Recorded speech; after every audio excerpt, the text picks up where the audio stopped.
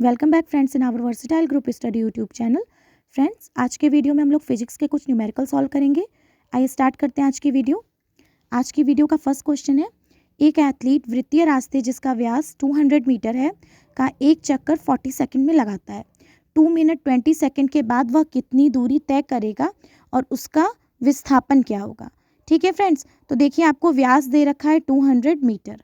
ठीक, तो एक चक्कर में तय की गई दूरी क्या होगी, 2 पाई आर यानी वृत्त की परिधि होगी। अब देखिए 2r को हम लोग क्या लिख सकते हैं, डायामीटर d लिख सकते हैं। तो यहाँ पे हो जाएगा पाई d। पाई की वैल्यू कितनी होती है 22/7 और डायामीटर आपको दे रखा है 200, तो 22/7 इंटू 200 यानी आपका यहाँ पे क्या हो जाएगा, एक चक्कर में तय की गई दूरी हो जाएगी 4400/7 मीटर। अब आपको समय देखिए क्या दे रखा है, समय दे रखा है 2 मिनट 20 सेकेंड।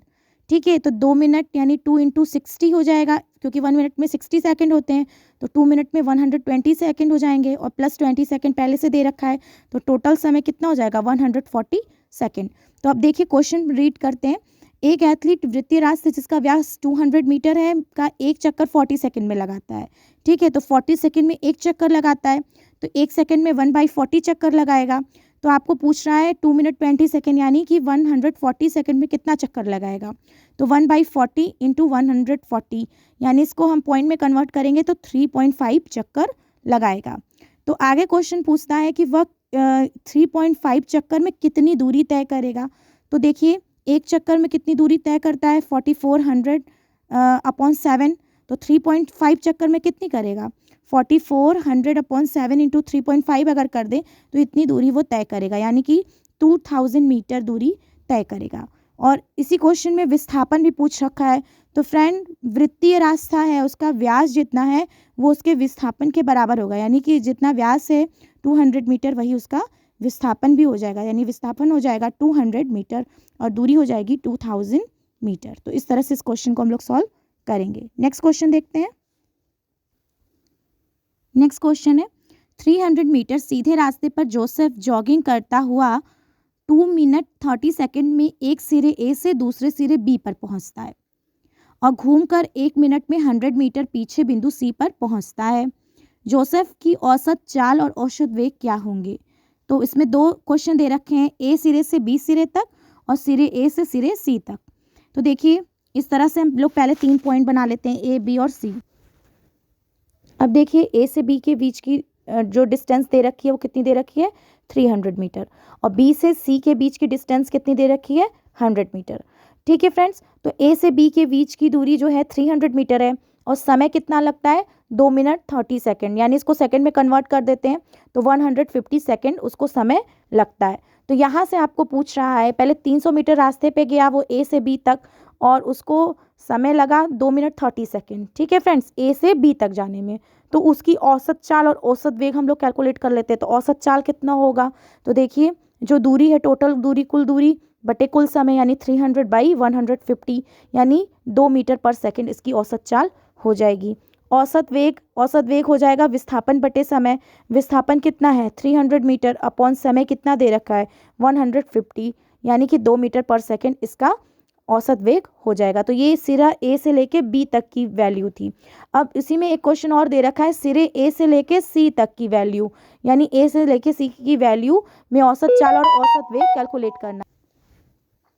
तो देखिए ए से लेके सी तक के बीच की दूरी कितनी दे रखी है 300 + 100 यानी 400। यहाँ पर आप लोग देख सकते हैं ए से सी के बीच की दूरी, क्योंकि ए से बी वो 300 डिस्टेंस तय करता है, फिर वो घूम करके बी से सी पॉइंट पे आता है, यानी कि टोटल दूरी हो जाएगी 300 + 100 यानी 400 मीटर। ठीक है फ्रेंड्स, अब कुल लगा समय यहाँ पर देख सकते हैं आप लोग, समय उसको कितना लग रहा है 1 मिनट में 100 मीटर पीछे बिंदु सी पर पहुंचता है। ठीक है, 1 मिनट उसको एडिशनल लग रहा है और पहले का समय 2 मिनट 30 सेकेंड जो ए से बी तक वो गया था, यहाँ पर आप देख सकते हैं ए से बी तक गया था 2 मिनट 30 सेकेंड में, फिर उसको 1 मिनट और लगा सी बिंदु तक आने में। तो इन दोनों को जोड़ देंगे तो हम लोग को टोटल समय मिल जाएगा, यानी 2 मिनट 30 सेकेंड + 1 मिनट, यानी आपको टोटल मिल जाएगा समय आपका 210 सेकेंड। तो अब यहाँ पे औसत चाल की वैल्यू कैलकुलेट कर देते हैं कुल दूरी बटे कुल समय से। तो कुल दूरी कितनी है 400 मीटर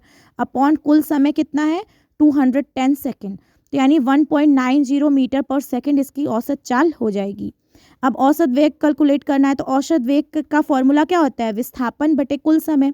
तो विस्थापन कितना होगा, विस्थापन देखिए ए से सी पॉइंट के बीच में हम लोगों को निकालना है, ठीक है। तो ए से बी पॉइंट के बीच की दूरी 300 मीटर और बी से सी की पॉइंट के बीच की दूरी 100 मीटर। तो ए और सी के बीच का विस्थापन कितना होगा, 300 माइनस 100 यानी 200 मीटर। उनके बीच की दूरी कितनी है, 200 मीटर है, ठीक है। तो विस्थापन बटे समय यानी 200 अपॉन समय कितना दिया रखा है, 210 यानी 200/210 यानी आपका आ जाएगा 0.952 मीटर पर सेकेंड। तो इसका औसत वेग हम लोग इस तरह से कैलकुलेट कर लेंगे, ठीक है फ्रेंड्स। नेक्स्ट क्वेश्चन देखते हैं हम लोग। नेक्स्ट क्वेश्चन है, अब्दुल गाड़ी से स्कूल जाने के क्रम में औसत चाल को 20 किलोमीटर पर आवर पाता है। उसी रास्ते से लौटने के समय वहाँ भीड़ कम है और औसत चाल जो है वो 30 किलोमीटर पर आवर है। तो अब्दुल की इस पूरी यात्रा में उसकी औसत चाल क्या होगी, ठीक है फ्रेंड्स। तो देखते हैं, देखिए मानते हैं कि स्कूल की दूरी x किलोमीटर है, ठीक। पहले उसकी औसत चाल कितनी थी, 20 किलोमीटर पर आवर थी। तो औसत चाल बराबर उसका फॉर्मूला क्या होता है, दूरी बटे समय यानी x अपॉन समय मान लेते हैं t1। तो यहाँ से हम लोग औसत चाल रख लेते हैं 20 इक्वल्स टू क्या कर देंगे, x अपॉन t1। तो t1 की वैल्यू निकालते हैं x अपॉन 20 आवर। तो यहाँ हम लोगों को पहला समय मिल गया। अब देखिए वो वापस लौटता है तो उसका समय t2 निकाल लेते हैं x/30 से, क्योंकि देखिए यहाँ पे उसकी औसत चाल कितनी हो जाती है, उसकी औसत चाल हो जाती है 30 किलोमीटर पर आवर हो जाती है, ठीक है। तो यहाँ पर हम लोग t2 निकाल लेंगे जो आ जाएगा x अपॉन 30 आवर, ठीक है। तो अब देखिए औसत चाल बराबर क्या होता है, कुल दूरी बटे कुल समय। तो पहली दूरी भी x किलोमीटर, दूसरी दूरी लौटने की भी x किलोमीटर, यानी x plus x upon time कुल समय यानी t1 प्लस t2। तो x प्लस x 2x हो जाएगा और t1 यहाँ पर देखिए कितना था, t1 था x अपॉन 20 और t2 था x अपॉन 30। दोनों को ऐड कर लेते हैं, एलसीएम लेते हैं 60। यहाँ पे आपका आ जाएगा 2x अपॉन 5x इंटू 60 यानी कि 24 किलोमीटर पर आवर। तो इसकी औसत चाल हो जाएगी 24 किलोमीटर पर आवर। तो इस तरह से इस क्वेश्चन को हम लोग निकाल लेंगे। नेक्स्ट क्वेश्चन देखते हैं, कोई मोटर बोट झील में विरामावस्था से सरल लेखीय पथ पर 3 मीटर पर सेकेंड स्क्वायर की नियत त्वरण से 8 सेकेंड तक चलती है। इस समय अंतराल में मोटर बोट कितनी दूरी तय करती है। अब देखिए यहाँ पे मोटर बोट जो है वो विरामावस्था से चल रही है और त्वरण दे रखा है, एक्सेलरेशन दे रखा है 3 मीटर पर सेकेंड स्क्वायर, ठीक है, और टाइम दे रखा है 8 सेकेंड। अब समय अंतराल में समय का संबंध पूछ रहा है, इसलिए आप लोग यहाँ पर देखिए इस क्वेश्चन को कैसे सॉल्व करेंगे। इस टाइप का क्वेश्चन आ जाएगा तो देखिए इसके लिए फॉर्मूला सिंपल सा आपको अप्लाई करना है, S बराबर ut plus half AT square का, ठीक है। क्योंकि विरामावस्था से चल रही है तो u जो है इनिशियल वेलोसिटी 0 हो जाएगी, एक्सेलरेशन जो हो जाएगा 3 मीटर पर सेकेंड स्क्वायर आपको दे रखा है, टाइम 8 सेकेंड दे रखा है। अब आपको s की वैल्यू आपको सिंपल सा कैलकुलेट करना है। u हो गया 0 इंटू 8 प्लस हाफ, a की वैल्यू हो गई 3 इंटू टी स्क्वायर यानी 8 इंटू 8, 2 से 8 को 4 टाइम्स में कट करेंगे, s की वैल्यू आ जाएगी 96 मीटर। तो इस तरह से जो दूरी हम लोग को कैलकुलेट करनी थी वो आ जाएगी 96 मीटर, ठीक है फ्रेंड्स। तो इस समय अंतराल में मोटर बोट कितनी दूरी तय करेगा, तो 96 मीटर की दूरी तय करेगा। नेक्स्ट क्वेश्चन देखते हैं फ्रेंड्स। नेक्स्ट क्वेश्चन है, 20 मीटर की ऊंचाई से एक गेंद को गिराया जाता है। यदि उसका वेग 10 मीटर पर सेकेंड स्क्वायर के एक समान त्वरण की दर से बढ़ता है तो यह किस वेग से धरातल से टकराएगी और कितने समय पश्चात वह धरातल से टकराएगी। अब देखिए इसकी भी इनिशियल वेलोसिटी क्या है, 0 दे रखी है। एक्सेलरेशन देखिए 10 मीटर पर सेकेंड स्क्वायर दे रखा है, s की वैल्यू दे रखा है 20 मीटर। अब आपको क्या कैलकुलेट करना है, किस वेग से, यानी v की वैल्यू कैलकुलेट करनी है और टाइम भी आपको कैलकुलेट करना है t की वैल्यू। तो सबसे पहले यहाँ पर देखिए समय में का संदर्भ में क्वेश्चन पूछा है तो फॉर्मूला कौन सा लगेगा, s बराबर ut plus half AT square. s की वैल्यू 20 रख लेते हैं, u 0 है तो t भी फर्स्ट ut 0 हो जाएगा प्लस हाफ a यानी 10 t स्क्वायर।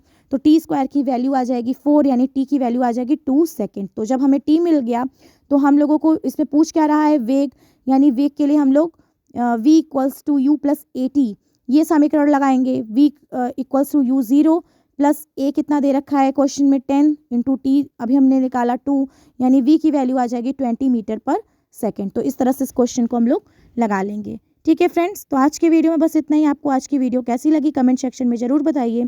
हमारे चैनल को ज़्यादा से ज़्यादा लाइक करिए, शेयर करिए, कमेंट करिए, सब्सक्राइब करिए फ्रेंड्स, और बेल आइकन का बटन जरूर प्रेस करिए for the latest update. Thanks for watching friends for this video.